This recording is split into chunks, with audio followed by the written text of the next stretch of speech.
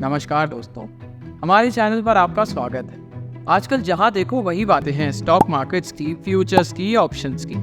हर कोई जैसे ट्रेडर बन गया हो।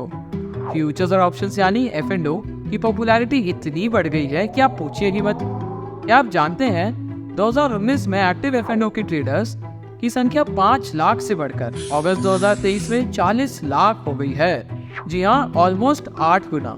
और सिर्फ यही नहीं, पिछले 5 सालों में इंडिया का derivatives to cash volume traded का रेशियो दुनिया में सबसे ज्यादा हो गया है। जितना कॉम्प्लेक्स शेयर बाजार में कंसिस्टेंटली पैसे कमाना है, उतना ही कॉम्प्लेक्स फ्यूचर्स और ऑप्शंस की टैक्सेशन भी है।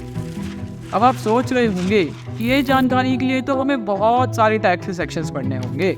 जी बिल्कुल नहीं, आप हमारे साथ इस वीडियो के एंड तक बने रहिए और हम आपको आसान शब्दों में F&O की टैक्सेशन से रिलेटेड एक कॉन्सेप्ट समझाएंगे। इस वीडियो में हम आसान शब्दों में डिस्कस करेंगे what is F&O, how is turnover calculated for tax purposes, which expenses can be claimed, provisions of presumptive taxation under section 44 AD, advance tax for F&O traders and ITR में कौन सा form file किया जाए।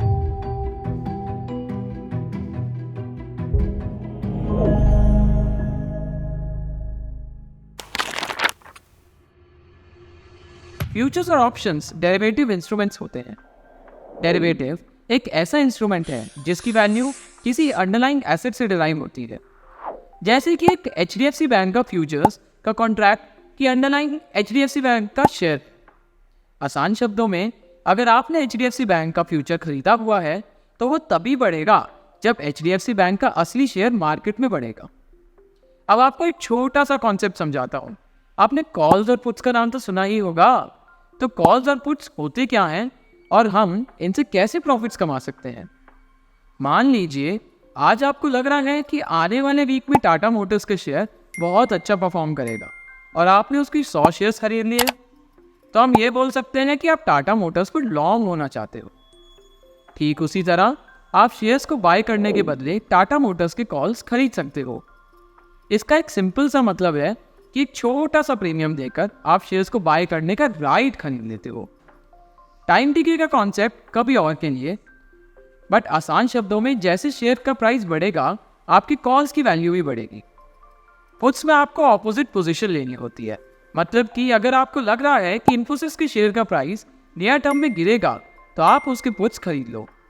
अगर आपके analysis के हिसाब से एक्चुअल में शेयर का प्राइस नीचे गिर गया तो आपको फायदा होगा, नहीं तो आपको बहुत भारी नुकसान होगा। चलिए अब इनकम टैक्स की बात कर लेते हैं।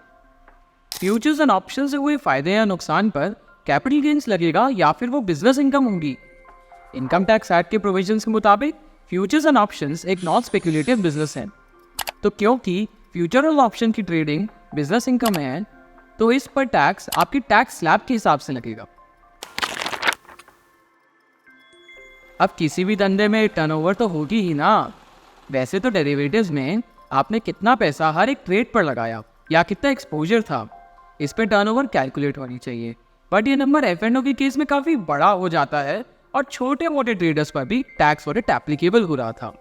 लेकिन अब ICAI ने अपना गाइडेंस नोट जारी करके ये बताया कि टैक्स पर्पस के लिए आपकी टर्नओवर यानी sales as an F&O trader कैसे कैलकुलेट की जाएगी। आइए समझते हैं कि फ्यूचर्स एंड ऑप्शन के केस में टर्नओवर कैसे कैलकुलेट होगी। अगर आपकी ट्रांजैक्शन स्क्वायर्ड ऑफ हैं तो आप ट्रांजैक्शंस के फेवरेबल और अनफेवरेबल डिफरेंसेस को टर्नओवर में ऐड करोगे। फेवरेबल मतलब प्रॉफिट और अनफेवरेबल मतलब लॉस। इसका मतलब एक टेबल से समझते हैं। जैसा आप लास्ट कॉलम में देख सकते हैं कि जो प्रॉफिट हुआ है उसको ऐड करना है, और जैसे ITC के केस में 70,000 रुपये का नुकसान हो गया तो वो टर्नओवर की कैलकुलेशन से रिड्यूस नहीं होगा बल्कि ऐड होगा। आप उस प्रीमियम को भी इंक्लूड करोगे जो आपको ऑप्शंस को सेल करने से मिला है। रिवर्स ट्रेड केसेस में आप उनमें से अराइज हुए हुए डिफरेंसेस को भी टर्नओवर का पार्ट बनाओगे। अब आप यही सोच रहे होंगे ना कि मेरी पोजीशन ईयर एंड पर ओपन है, तो मान लीजिए आप एक निफ्टी का कॉल ऑप्शन लेते हैं 31 मार्च 2024 को और यही आपकी पोजीशन ओपन है। आप इसे स्क्वायर ऑफ करते हैं 20 अप्रैल 2024 को, तो आपको इस ट्रांजैक्शन का टर्नओवर उस फाइनेंशियल ईयर में इंक्लूड करना है जिस ईयर में पोजीशन स्क्वायर ऑफ हुई है। अब समझते हैं कि इस टर्नओवर से खर्चे कैसे कम किए जाएं, क्योंकि टैक्स तो प्रॉफिट पर ही लगता है ना। किसी भी बिजनेस इनकम के अगेंस्ट किए गए एक्सपेंसेस हमें क्लेम करने से नेट प्रॉफिट निकाला जाता है ताकि हम टैक्सेबल प्रॉफिट्स निकाल सकें। आइए इसको एक एग्जांपल से समझते हैं। आपको फ्यूचर्स और ऑप्शंस की ट्रेडिंग से 1,00,000 रुपए का प्रॉफिट हुआ, पर इसके अगेंस्ट आपने कुछ खर्चे किए, जैसे कि brokerage fees, interest expenses on loans taken या फिर सब्सक्रिप्शन फीस।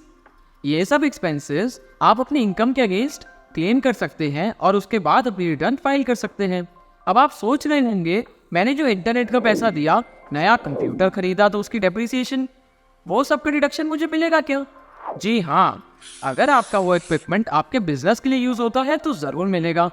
पर आपने कभी ये सोचा कि एक इंडिविजुअल जिसके थोड़ा बहुत बिजनेस से प्रॉफिट हुआ हो, उसके लिए ऐसे छोटे मोटे एक्सपेंसेस का ध्यान रखना, वो भी रेगुलर बेसिस पे, और उसके बेसिस पे रिटर्न फाइल करना कितना डिफिकल्ट होगा? इस प्रॉब्लम को दूर करने के लिए इनकम टैक्स एक्ट में एक प्रोविजन है, सेक्शन 44AD। इस सेक्शन के अंडर आप प्रॉफिट्स डिक्लेयर करने के लिए एलिजिबल होते हैं तो आपको बुक्स को मेंटेन बिना किए इनकम डिक्लेयर करने का मौका मिलेगा। सेक्शन 44AD को हम बहुत ही डिटेल में समझेंगे। तो ये सेक्शन एप्लीकेबल है रेजिडेंट इंडिविजुअल्स को, रेजिडेंट हिंदू अनडिवाइडेड फैमिलीज को, रेजिडेंट पार्टनरशिप फर्म्स को, पर ये लिमिटेड लाइबिलिटी पार्टनरशिप फर्म को एप्लीकेबल नहीं है। अब आप यही सोच रहे होंगे ना कि ये सेक्शन अगर स्मॉल बिजनेस ओनर का है तो एक स्मॉल बिजनेस ओनर है कौन?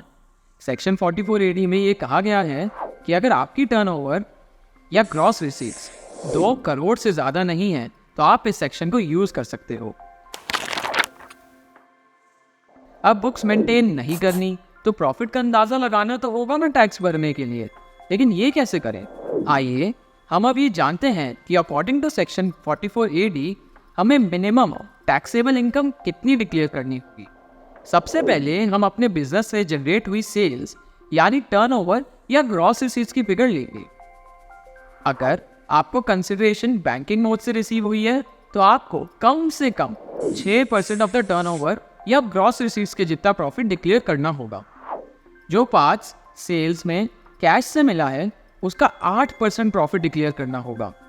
और एक बात ध्यान रही है कि इस बार आपकी इनकम नॉर्मल वे में कैलकुलेट नहीं होगी जिसमें आपको एक्सपेंसेस की डिडक्शन मिल जाती है। ये इनकम हम ग्रॉस रिसीट्स या फिर टोटल टर्नओवर पे लगाएंगे। तो जितने खर्चे और डेप्रिसिएशन है वो मान लिया जाएगा कि आपको मिल चुकी है। अब टर्नओवर का 6% डिक्लेयर करने के बाद भी प्रॉफिट से कटौती करोगे क्या?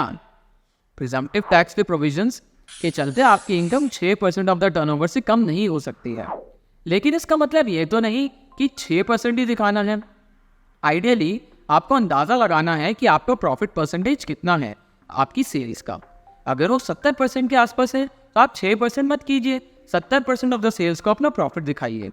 एक्सपर्ट्स की माने तो कुछ ट्रेडर्स ऐसे भी हैं जिन्होंने प्रिजम्पटिव टैक्स में ऑप्ट किया और उनको इनकम टैक्स डिपार्टमेंट से नोटिस भी आने लगे हैं। सेफेस्ट पोजीशन तो ये है कि अगर आप प्रिजम्पटिव प्रोविजंस को अवॉइड करके actual profit and loss account बनाएं और जितना प्रॉफिट बनता है उसे डिक्लेयर करके ड्यू टैक्सेस भर दें। अगर आपने सेक्शन 44AD को ऑप्ट किया है तो आपको whole amount of advance tax on और before 15 March of the previous year पे करना होगा। और अगर आपने ये टाइमलाइन फॉलो नहीं करी तो आपको 1% पर मंथ के हिसाब से इंटरेस्ट भी देना पड़ेगा, that to under section 234C।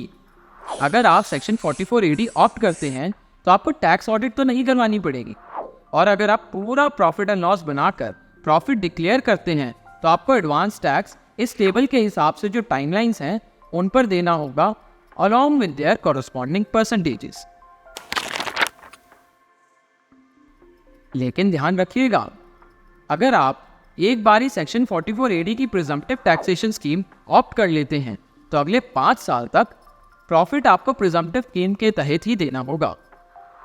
अगर आपने फाइनेंशियल ईयर 23-24 में ऑप्ट करके फाइनेंशियल ईयर 24-25 में 44AD से ऑप्ट आउट किया तो अगले 5 साल तक आप इस सेक्शन को यूज नहीं कर सकते। आपको बुक्स ऑफ अकाउंट भी मेंटेन करनी पड़ेंगी और टैक्स ऑडिट की प्रोविजंस भी आप पर एप्लीकेबल हो जाएंगे। अब जब हमने ये सब डिस्कस कर ही लिया है तो चलिए चलते हैं एक लास्ट इंपॉर्टेंट पार्ट पर कि इनकम टैक्स रिटर्न यानी आईटीआर को कैसे भरना है। अगर सैलरी टैक्स पेयर के पास बिजनेस इनकम है तो उसे आईटीआर 3 में अपनी इनकम डिस्क्लोज करनी पड़ेगी। पर अगर एक पर्सन बिजनेस ही रन करता है और उसने प्रिजम्पटिव टैक्सेशन को ऑप्ट किया है तो उसे आईटीआर 4 फाइल करनी चाहिए। इस वीडियो में हमने आपके लिए ये सारे प्रोविजंस सिंप्लीफाई करने की कोशिश करी ताकि आपको कम से कम मेहनत करनी पड़े। कमेंट्स में ज़रूर बताइएगा कि आपको हमारी ये वीडियो कैसी लगी और ये भी बताइएगा कि आप आगे किन किन टॉपिक्स पर वीडियो देखना पसंद करेंगे। अगर आपको ये वीडियो अच्छी लगी तो अपने दोस्तों के साथ ज़रूर शेयर कीजिएगा और हाँ, ऐसे ही इंटरेस्टिंग वीडियोस देखने के लिए हमारे चैनल को सब्सक्राइब भी कीजिए। धन्यवाद।